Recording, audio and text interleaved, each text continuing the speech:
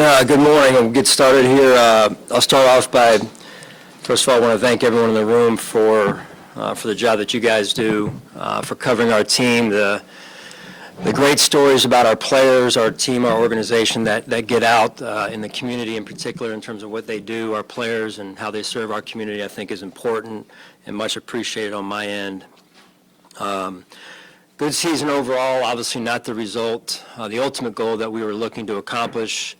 When you can have the success that we've had through 6 out of 7 years in the playoffs, I think is significant and hard to do, as well as 4 AFC East titles and now 5+ years of 10+ wins is impressive and did not come easy. So I applaud the organization, all involved, the team, the players, the coaching staff, and we look forward to continuing to reach and strive for that ultimate goal of winning a world championship.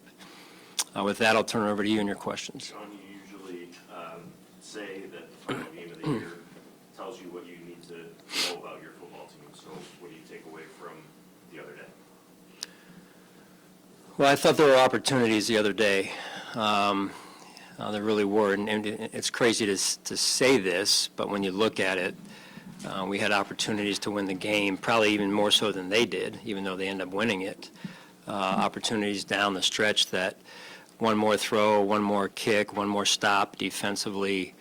That said, there were certainly things in the game that did not go our way and did not go well enough for us to win the game. So. I don't think you start by tearing, this is not a situation where you strip it down to the studs, you start all over. I mean, we've done a lot of good things, and the players have done a lot of good things. I think you really start with understanding the success that we've had and how we've gotten it. And then you make tweaks along the way to try and get ourselves to become world champions. And that's why we came here. We came here to win. And win is what we've done, quite honestly. We have not reached that ultimate goal, however, in terms of why we came here, and we will work tirelessly to do that. And Sean, you just said you don't tear it down and rebuild it. You got some drywall to replace here, right? Yeah. You've got a lot of guys that are free agents. Would you consider this a sizable off-season chore, especially with your salary cap situation? Where we're at with it, I feel like, we've been kind of in that position last year, this season, a little bit again, and then going into next season with the amount of free agents that we do have on our roster. So every year you've got to start over. Every year you have to evaluate your roster. We're in the process of just starting that this morning. Every year is a challenge, right, to figure out how to put it back together again to get yourself in position to win. That's why there's no guarantees when you start a season that it's going to be, well, you just pick up where you left off. It's not how this league works. So I think the biggest thing we can do is start over again from the standpoint of the process starts over again, and we're honest and true and genuine with our evaluations of personnel, and then you move forward and trying to put it together again. And Brandon's done, along with the personnel staff and our coaching staff, a great job of finding ways to build it and put it together each year. I mean, to sustain it for now 5 straight years, 6 straight years, whatever it's been, 6 out of 7. I think that's one of the hardest things to do in sports. And I think that when you can do that is when you give yourself a chance to win a championship. And that's what we've done, and that's what we're going to continue to try and do. After the Bengals game last year, we talked a lot about this defensive line being, not producing. It's the same talking point that we had the other day. What has gone wrong in that room because in these big moments, because of the lack of production in the biggest moments?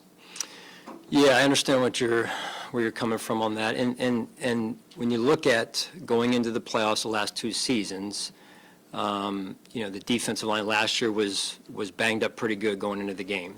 This year, one of our healthier what I would say is one of our healthier units on defense, one of our healthier positions on defense. So it's never one position.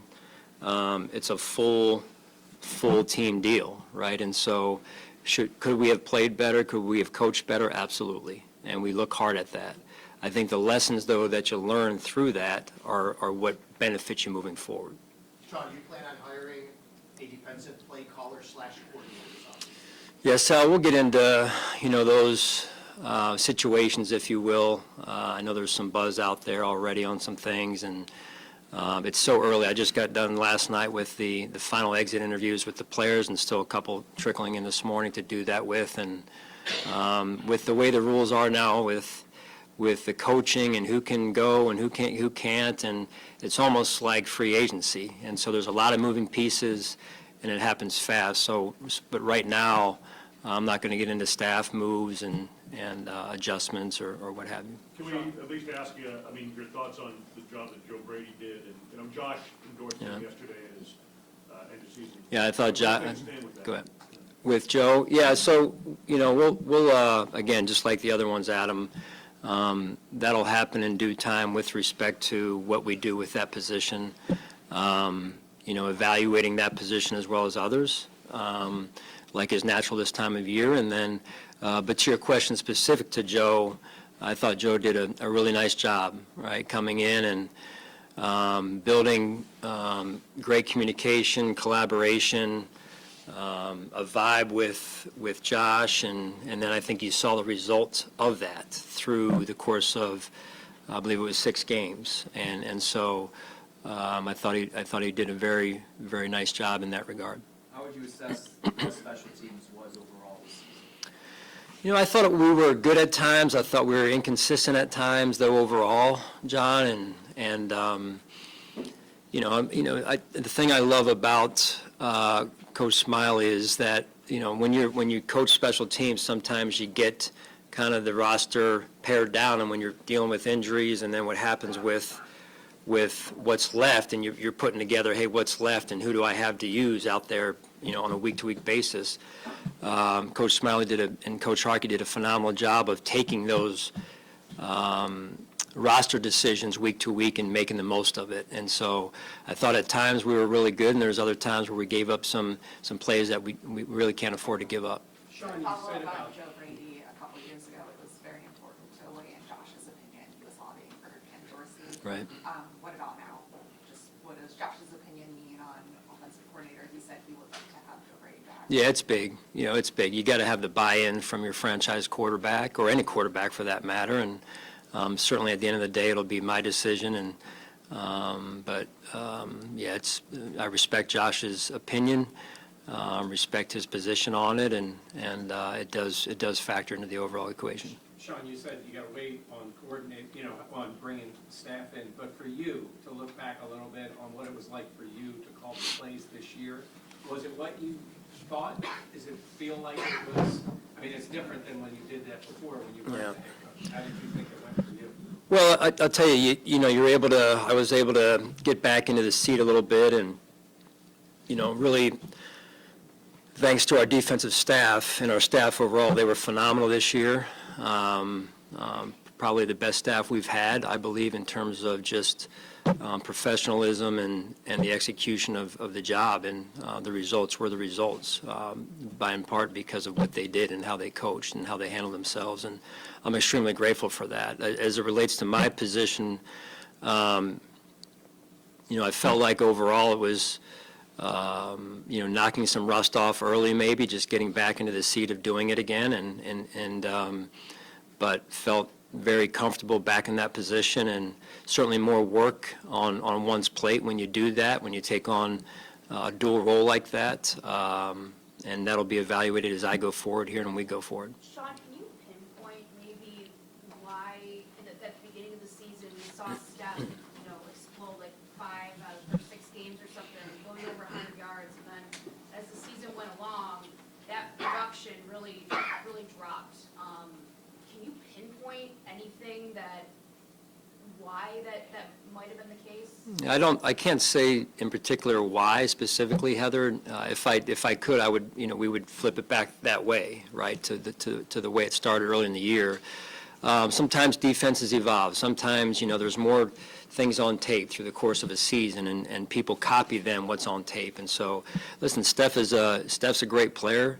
I love Steph, and he was a phenomenal teammate. And so, I like how the offense found some rhythm, though, under Joe, and Steph got back involved again at times there, especially down the stretch. And I think, at least in the last 2 of 3 games, so to speak.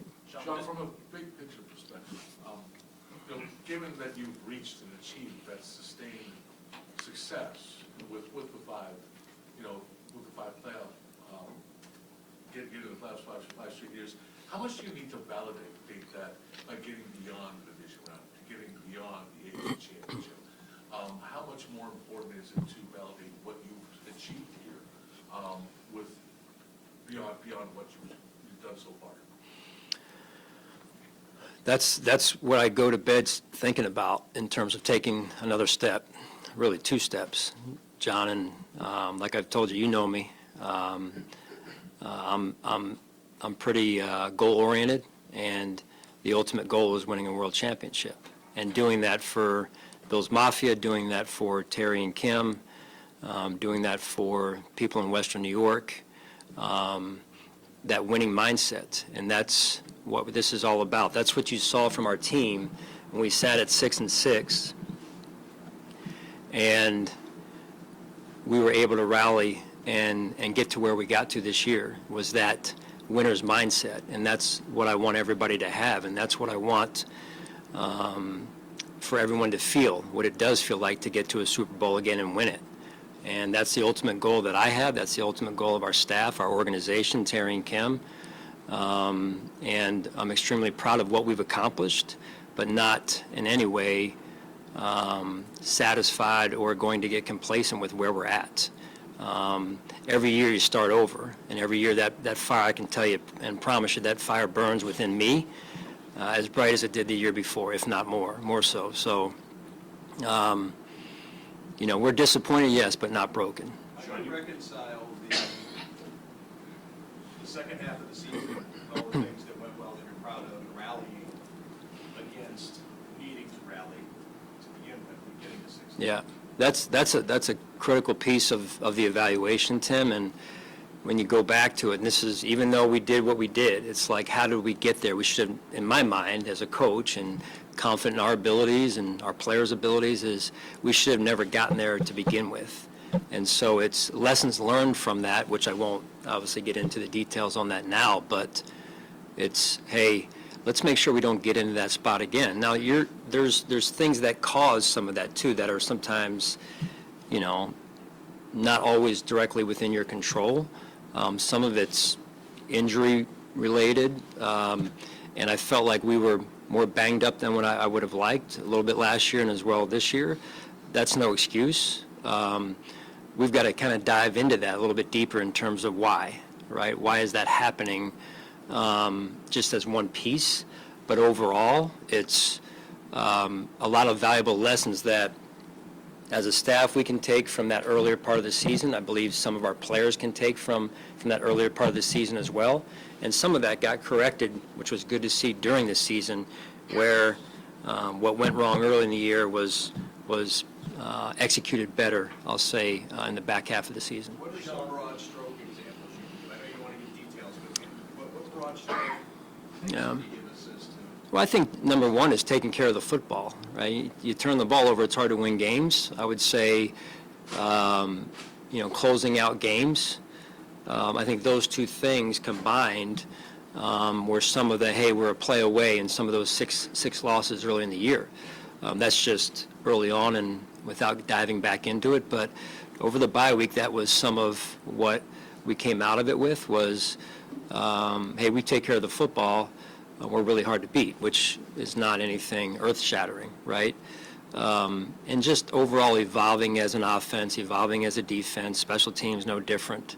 But that's where we got to start game 1 next season, is with that understanding and that awareness. How do you balance that when you're eliminated in a game where you didn't turn the ball over at all, and you look at some of the bigger stats, like no explosive plays in your offense, you obviously dominated the possession, Yeah. But like, was that a stylistic choice to go into that game and try to control the clock and like limit the time maybe the defense was banged up and it's on the field? Not directly. I mean, it was every week you go into a game with an overall plan, right? Of, hey, this is how we feel like we need to play, how we feel like we need to manage a game. Never once, though, is it about, hey, slow the clock down, let's just do this and try and win 10-9. It's this is how we play, but within this game, let's be mindful of these areas, and then we put together a plan that bakes all that together.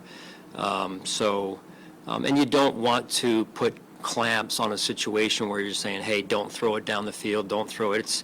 It's play the game, right? Play the game and play free and go for it. And I think that's, again, a mindset that our team really embraced down the stretch of prepare your tail off, mentally go for it, and coach to win, play to win. That's what I want, that's what we want, and that's what happened through the course of the last 6 weeks. No different in the game. And that's, to me, a winner's mentality. And you have to have that most of the time, before you get the results you're looking for. And so I just think that's the right way to approach it. That's the type of mindset I feel like leads to winning and winning championships. And so I think that's very powerful and enables our players to be themselves and show us their true personalities. Josh, you mentioned a player or two here or there in your opening answer, and the game the other night maybe goes differently. That's been true the last 2 times we've played this team in the postseason now against Kansas City. And, you can't predict who you're going to see in the playoffs in the future, but with that quarterback, chances are, the road to the Super Bowl goes through Kansas City. It's been true 6 years in a row now. What has to happen against that particular opponent in those close games that they go differently, that the player 2 is made by you guys? Yeah, well, you're right, Jay, and we're, when you look back to the AFC Championship game, our first playoff meeting with Kansas City, it wasn't close, right? It really wasn't. They were different. We were at a different point. They were at a different point. And now it's not. It is close. And I think that shows you the strides we've made over the years. But to your point, we have to find ways to make those plays. We have to find ways to put them in position to make those plays. So it's not just one thing. But to me, it starts with that belief. And I'm not saying we didn't have that, but what I'm saying is you got to go for it, right? You got to have that mindset in order to get that result. You got to believe in yourself, believe in the team, and players have to be put in position, and the players certainly need to make those plays. So there's no magic to it, but I believe it starts with having that winner's mindset. Sean, do you believe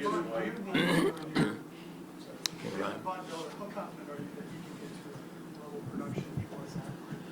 Yeah, I listen to our trainers, I listen to Von, and what I believe that I saw was his best game was the last game of the season, was the Kansas City game a few nights ago. And my hope is that is a good direction for where we pick up at the beginning of next season. What he came back from and the way he worked certainly was impressive. Do I wish he was healthier through the course of the body of the season? Absolutely. But nobody worked harder to get himself back. And my hope is that he is healthy at the beginning of next season and ready to really play his best football, and that this was another stepping stone. Sean, when you look at your offense, Yep. do you think that you lacked explosion to the passing game this year? What I mean by that, you've got guys that do well, Shakir, Biggs underneath, intermediate stuff. Are you lacking that explosive nature, and is that going to be a focal point maybe in the offseason here? Yeah, I mean, you want to be efficient, you want to be explosive. It's hard to be both. right? So it's hard to serve two masters. And that being said, however, you need to create explosive plays in order to, that's, if you look at and you study the game, that's when you look at scoring points, usually a scoring drive has baked into it an explosive run or an explosive pass. And so, or a big-time penalty, say, on the defense, right? So I understand that, we understand that, and that's a part of us moving forward as we look at our roster and we look at player acquisition, something that we need to take a hard look at. Coach, you have a lot of holes to fill, especially on the defensive side of things. With Trey White coming back, how would that bode well with the Benford and Russell Douglas? What is the plan? Yeah, again, I think you just got to take it one day at a time now. No different in Von's situation with Trey's situation. You're talking about a player who is very, very talented. Trey's done a lot of great things here. He's our, my first draft pick at least, and but he's gone through two serious injuries right now, two very significant injuries, and so we just need to take it one day at a time and full confidence that he'll be fine. But at the same time, when he gets out there, I think we'll know more as to how he's going to look and how he's going to feel and what level of ability to contribute to our team he'll have. So just, again, out of respect for Trey, just right now, one day at a time. Sean, you talk about explosive. Go ahead, somebody else. No, it's okay, Mookie got it for me. He did? Thanks, Mookie. You talk about explosive plays, and also I know, running the ball and all that goes into it. When you evaluate the offensive coordinator job, whether it's Joe or someone else, can you take us into, is it, hey, I'm going to hire somebody who they're going to kind of do things the way I envision this working for us, or taking what they bring and say, hey, this is my offense, how I do it, and you saying that fits with our team? I guess the way I'd like to say this is there's a thought from some fans that Sean McDermott's a defensive coach, conservative, he wants to dial it back, that kind of thing. And I'd like you to kind of speak about that, what your role is there. I can promise you that's not the case. Yes, I'm a defensive coach, but I'm going to say this, and we just lost to Andy, but I cut my teeth around Andy Reid, who is a pass first, you throw to win, and that has been my philosophy since day one, pretty much here, especially since Josh has grown into the player and the quarterback that he has, really starting in 19 after Josh's first season. So that has been my philosophy since that year in particular, and I believe in that. Now, I do believe, though, that you've got to be able to control the line of scrimmage and run when you need to run. And I like the way that we've been able to blend that in particular this season. I think Coach Cromer, Coach Brady have done a really nice job along with the offensive line and the pieces that Brandon brought in. I thought this was our best year in that regard. I think it helps a quarterback, quite honestly, being able to do both, being a two-dimensional. You saw that the other night. When we were giving up some of those runs, they were allowed to be a two-dimensional offense, and that made it even harder to defend. So I think it is important that we have that ability to run the football, in particular in Western New York, when there's going to be not many where Josh can't throw situations weather-wise. We have that advantage, obviously, but overall, you just never know what you're going to come across from a defensive look standpoint or a weather standpoint, and you've got to be able to do it. Sean, you talked about being banged up this season. Josh talked about how much his shoulder impacted him this year. Do you feel like that at times, getting to that 6-6 point, that impacted the offense, just where his shoulder was? Well, it wasn't ideal. Unfortunately, you never want your quarterback or any player for that matter to get banged up. It happens, and there was probably, I don't know the numbers on it, but it seemed like a significant amount of backup quarterbacks, number 2, number 3 quarterbacks playing in the league this year, which is to me a warning sign for us of, hey, you better make sure in training camp, and we do, right, that you've got that other quarterback ready to go. And so, just like any player, we had players out there the other night who were playing but were maybe inhibited a little bit in terms of their ability to execute because of the injuries they were dealing with. And it's all part of the game. It really is, and you never want that to be the case, but proud of how Josh, in this case, where the guys worked through it, and you go forward. And so the goal is to get to the playoffs as healthy as possible. And I think, again, that's one of the areas we need to look at, because we have experienced going into that 2 years in a row, a little banged up, maybe more than we would have liked, ideally. And so you look at it, you look at everything like you do the roster and so on and so forth. Is that looking at like how You talked earlier in the year about wanting to limit Josh's contact, his maybe amount of running, and obviously that's taken different twists and turns during the season. Can you assess kind of how that attempt went this season, and then maybe what you learned about trying to move the approach in that direction? Yeah, very, very proud of Josh, very proud of Joe, and very proud of Josh from the standpoint of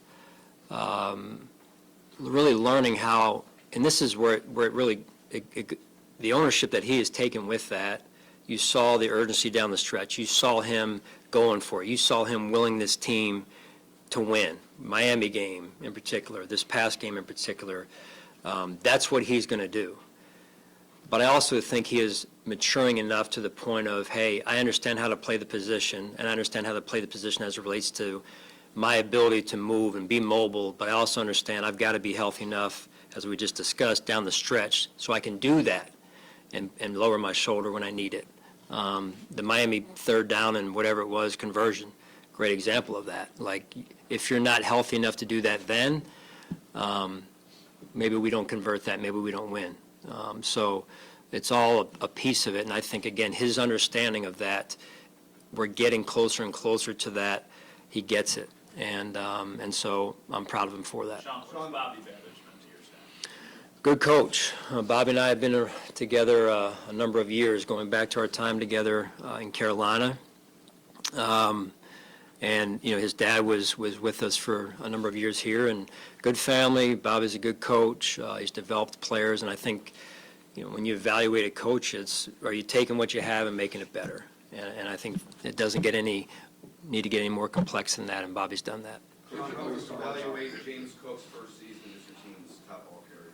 How would I evaluate James's first season? James Cook in his first Yeah. season as your team's top Yeah, I think he's done a really good job. He really has. You talk about development of players, right? That is coaches' responsibilities and players' responsibilities as well. And I think James, where you look at where he was in year one to where he was in year two, difference, right? And to come in and say, here's a young man that maybe wasn't the primary back at Georgia, but became the primary back this season in his second year in the NFL for the Buffalo Bills. I thought that was very impressive. And are there still more hurdles to jump over? Yes. And still more growth? Yes. And I think he is primed and prepared to do that this offseason. What's been the message from Terry after this game, this season? Yeah. When you talk? Yeah, very, very supportive.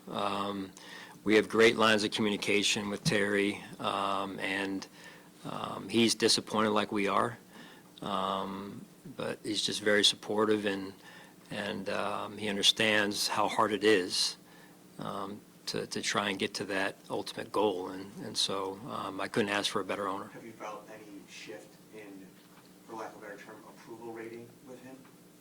Not to my knowledge, no, and that's a question for him, but. Difficult as it was to make a coaching change for the season. And I think that might be the first time you've done so. Yeah. What did you get out of that? What did you learn about yourself and this team about dealing at a point of where the season was in crisis? Would I learn about myself or the team, or? What did you learn from making that decision at that time and how you responded at a moment of crisis? Yeah. Yeah, I mean, it wasn't honestly a decision I wanted to make in terms of there's someone's livelihood at stake and their family, and people I care deeply about, like I do my entire staff. But my job is to do what is best for the team. And that's what I felt I needed to do that was best for the team. And that's what I did. So that's what I did. So I think that's what I am tasked to do as the head coach of this team, and that's what the job calls for. So if I don't do that, then I'm not serving the team, the organization, or the community the right way, and that's something I take very very personally. Coach, talk about the success of James Cook and then converting those third and shorts. It's because your O-line, and that's something you ain't got to worry about going into next year. Just get to talk about how well your O-line played this season. Yeah, again, very impressed. And going back to Josh's running question, I think, Thad, you had that. Coach Cromer's been very understanding of that as well, like when he shaped the run game each week and how much we want to expose Josh through a designed run standpoint.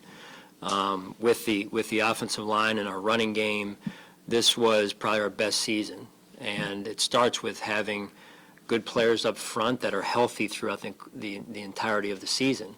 So, give credit to our medical staff for that, to those players, their chemistry. They did a great job. And then the ability to teach during the week of, hey, this run, hey, we're not just going to run it over here, but the run is designed to go exactly to this specific point. And then everyone being on that alignment, everyone being on the same page, the backs, the tight ends, the receivers, and that understanding is what you saw from an execution on Sundays. And that goes back to, again, the types of players you have, the types of coaches you have, their ability to communicate, and that was fun to watch. And Sean, you, before the season, you gave Tyler Bass, he was given a contract extension.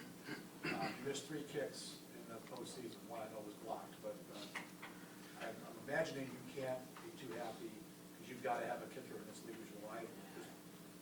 You figured out what's gone on. But he didn't have a great season. He missed a few in the regular season. Yeah, no, I know where you're coming from on that, Sal, and I would just tell you that I am confident in Tyler, and I'll start there, and I'll end there.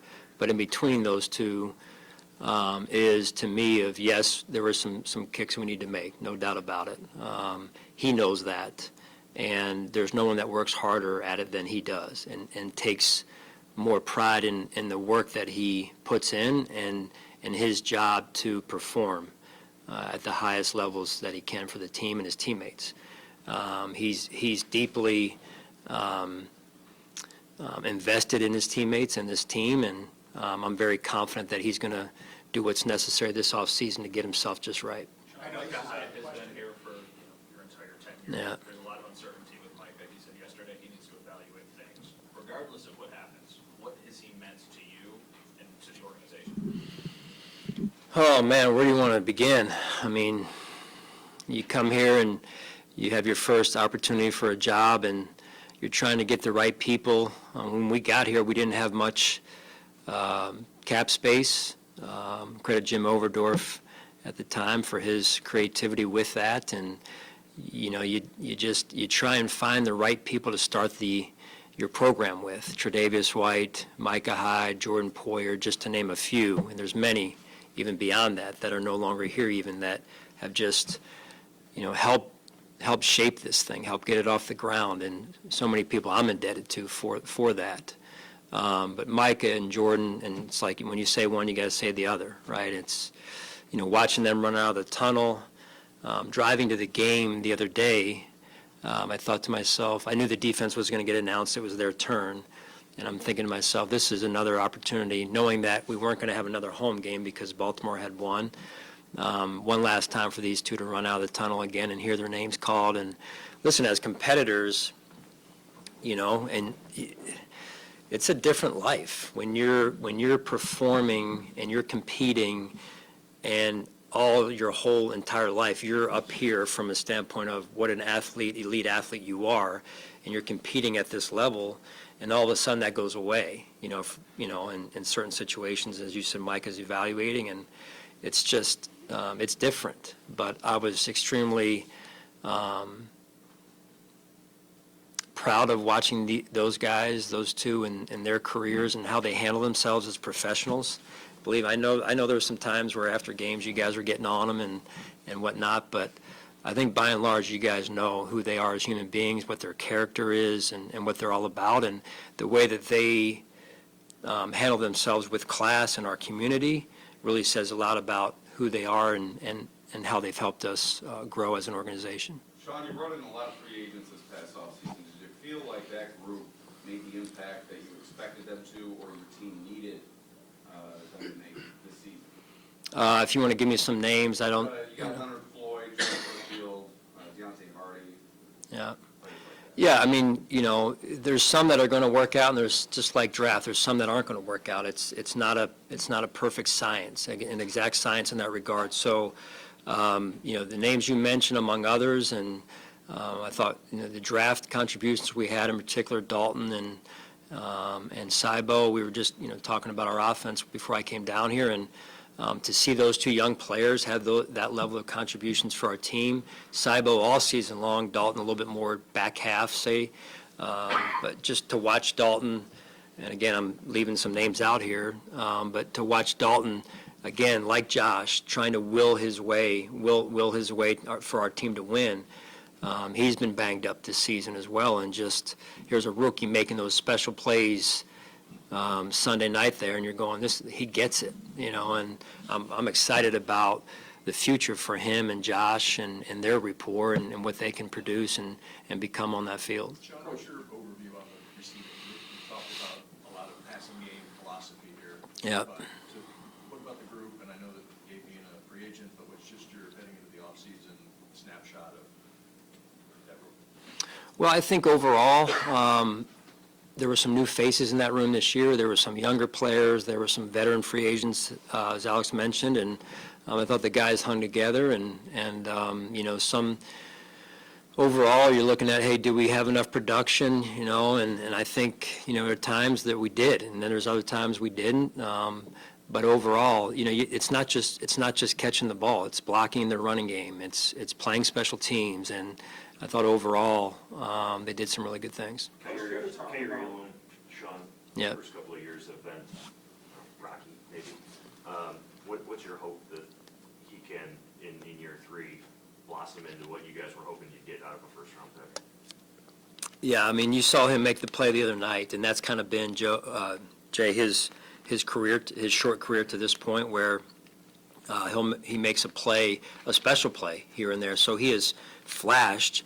Now what we've got to get a better feel for is, can he do that on a more consistent basis, right? Can he execute on a more consistent basis for us? And so this year, a little banged up. Just overall, he needs to continue to up his game, quite honestly, and we'll see how he factors into what we're doing defensively. Coach, another player that has flashed in this last season, A.J. Epinesa. Can you talk about his play, and will it be a possibility of bringing him back next year? Well, again, I'm not going to get into each person's specific situation. Listen, we want as many of these free agents back as we can. That said, there's only so much, right, in the bank. So I thought A.J., along with a lot of members of our defensive line this season, had one of their better years. And I think it goes back to development. I think it goes back to mindset. I think it goes back to some of the pressuring we were able to do, some of the blitzing where, you get more one-on-ones when you do that. And so I think Coach Washington and Coach West have done a really nice job, and the commitment of that room as well. I saw a renewed commitment this year, and with that came more from a process and preparation standpoint into what they were doing, and that led to some of the results on Sundays. Sean, what is your message to Josh? Obviously, playing in these big moments, he's a lightning rod for both praise as well as criticism. What do you say to him now as the team faces another offseason? Yeah, much like my job, right? This is heavy as the head that wears the crown, right? In terms of you're a leader, right? And so as much praise as we both get, is as much criticism as we get, and you have to be okay with that. And he is, and I am, and he's made a ton of special plays, and I love the way that he's continuing to grow through situations and experiences. When he came here as a young man out of University of Wyoming, it's to play and execute and win in the NFL. The way he's grown and at times put this team on his shoulders, I don't think anybody can do that like him. And you saw him the other night. He was special in a lot of instances. Are there some plays he wants back? Of course. Are there some plays I want back? Absolutely. But again, it doesn't stop here. And that winner's mindset that he has, that I have, that we want our team to have, is what helps us get to that next level. How do you translate the winner for the team in general? You know, there's, you mentioned so much the winner's mindset. How do you translate that to the field? So it's not just- Well, it starts in our, inside the building, inside the walls, right? It's part of our messaging. It's part of, hey, you go out of practice, you make a mistake, and it's, hey, yeah, that mistake is not acceptable, but let's not make it again. And it's take a risk. We want you to take some risk. We want you to go for it. We want you to play free and be detailed and all those types of things, right? And tighten up the little things here and there from an execution standpoint. But that mindset is important, and that's, you do it enough, you talk about it enough, you have leaders like Josh, in particular, that play that way and lead that way. It just becomes part of the overall culture, and then it leads to me, more and more success on the field. You're good? Thank you, guys. Appreciate it.